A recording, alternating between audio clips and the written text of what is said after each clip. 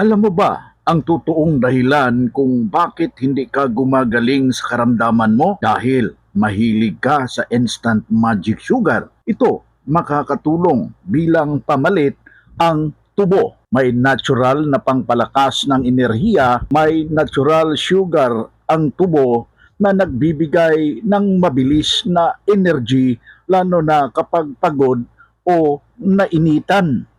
Maring makakatulong sa hydration.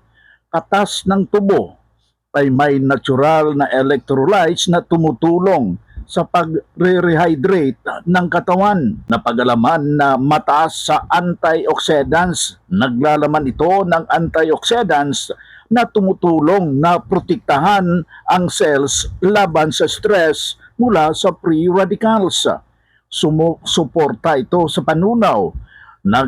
May taglay itong fiber lalo na kung kinain ang laman na maaaring makatulong sa maayos na pagdumi. Maaaring suporta sa atay. Sa tradisyonal na paggamit ang tubo bilang inumin para makatulong sa pangkalatang kalusugan ng atay. Natural na pangpalamig ng katawan, karaniwang iniinom ang sugarcane juice bilang preskong inumin lalo na sa mainit na panahon.